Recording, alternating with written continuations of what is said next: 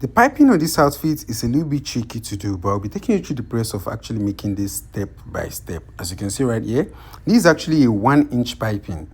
And the previous one that we usually do is not even up to like a quarter of an inch, right? The one we do on Senator. So the wider the piping, the harder it is to like curve into this balanced shape. So I'll be taking you through the process of actually doing this.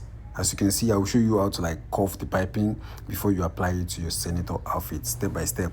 If it is the first time of watching my video, this is what I do. Give the video a thumbs up and subscribe to the channel if you are yet to do that. Let's get into the tutorial.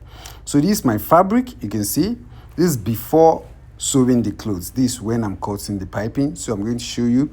So here we're going to cut the fabric in bias. It's going to be slanted, right?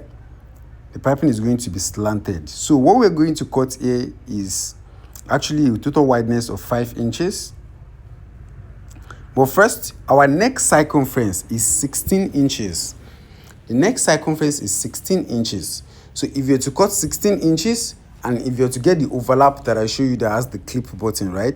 I'm going to add an extra 4 inches to that. So 16 plus 4, that will make it a total of 20 inches. So here, I'm just going to be cutting something above 20. So I'm still going to like cut it out, right? So anything above 20 is what I'm going to be cutting here. So I'm just going to mark this place. You can see I'm marking it slant. So that's the part of the fabric that stretch. The part of the fabric that stretch is what we use to like make a piping. I hope you guys are getting. So here I'm just going to connect it together like this. From here, you can see. Just connect it straight. You can see that. So you see that that's the part that stretch, and you see the edge of the fabric itself, it does not stretch as much. However, that part that I just marked stretches enough for us to be able to like fold and curve. You understand that? You can see that the straight part is not stretchy, and this is the part that stretch. So that part that stretch now is where we're going to cut out. So here, our piping itself is going to be a total of 1 inch, right?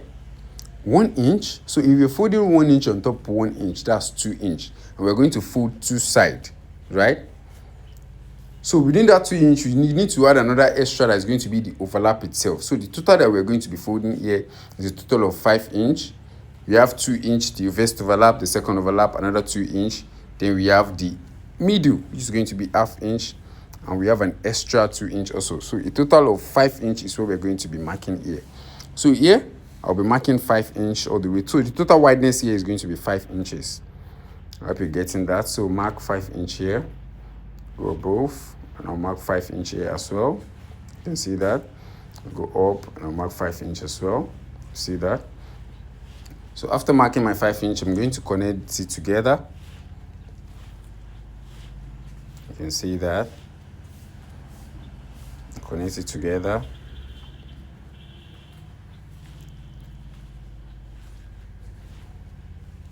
I'll connect it together.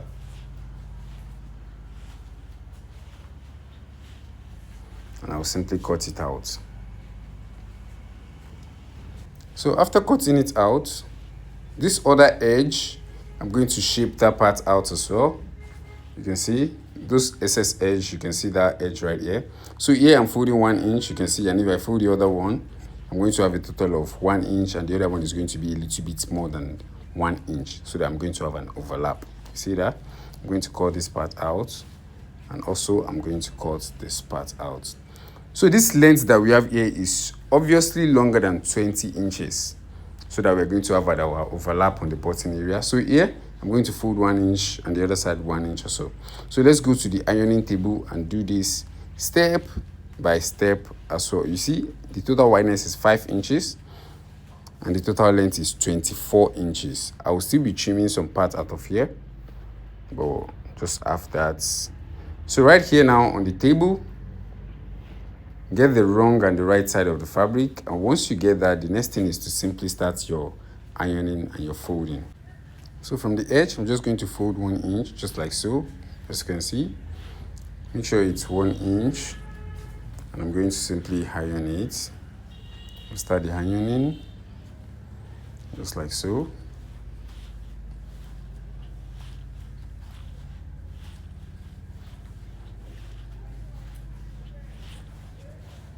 You see that? Just take your time.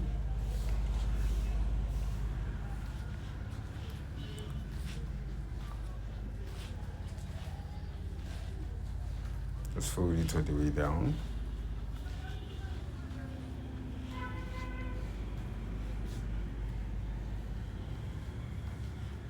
You can see it's easily relaxed as I'm ironing it all the way down.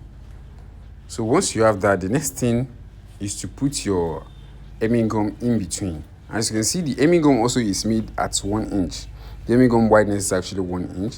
So just open it up and place your hemming gum inside, just like so.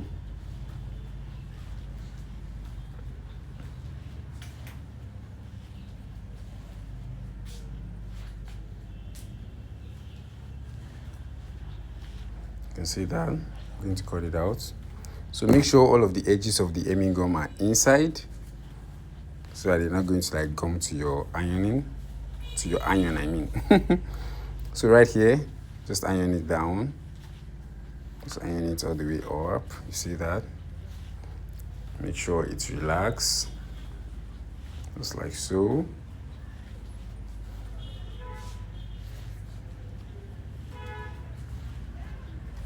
Just make sure it's relaxed. Once you have that, the second one as well. So the second one is going to be, obviously, by 1/4 inch, is going to be wider than that 1 inch. So this should be at 1/4 inch in total. You can see that, 1/4 inch. So it's going to like be bigger than the first one, so that there will be something you're going to stitch to while you're stitching it on the sewing machine. You can see that. I'm also going to iron this down as well. You can see.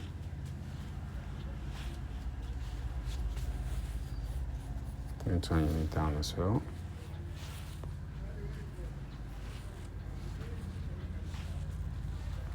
You can see that. A little layer down.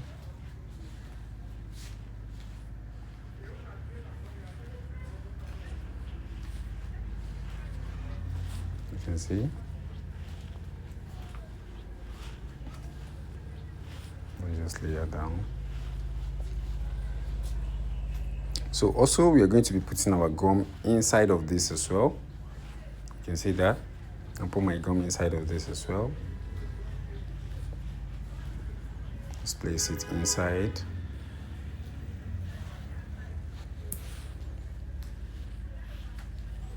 Make sure it reaches the edges. Overlap it as so.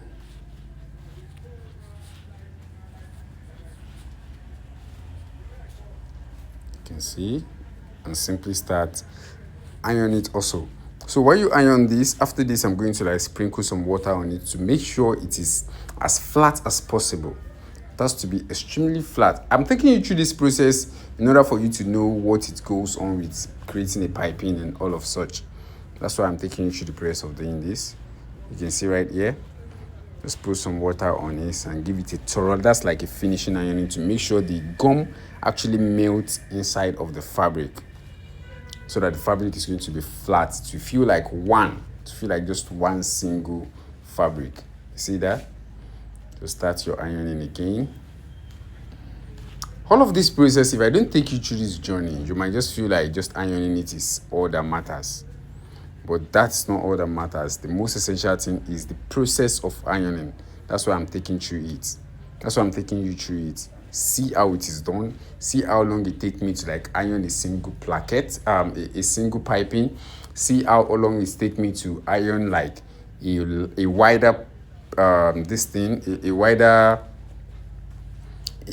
piping in order to shaping it. It's more of like this is an iron and you want to like shape it to exactly what you want.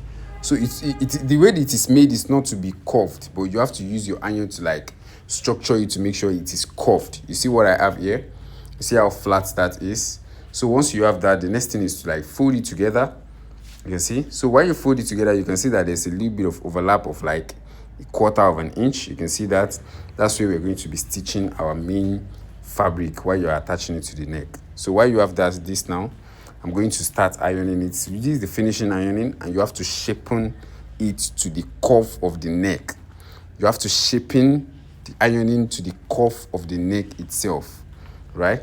So this is when the full ironing begins. You see what I have here? I'm going to fast forward this a little bit so you don't follow through this process, but this takes time. you have to cuff the fabric all the way for it to like come back to your neck circumference, right? You have to take your time. So I'm just going to like fast forward this place. You can see how it is. Take your time to make sure. You can see how I'm cuffing it, and I'm using even two older here. You can see I'll gradually start cuffing it. You can see it take time, let it rest. You can see what I have here. Make sure it's cuff all the way to your neck circumference. So after you get this, I can simply go ahead and attach it to my neck, and my piping is going to be balanced. So this is all you have to do. If you like the video, give it a thumbs up.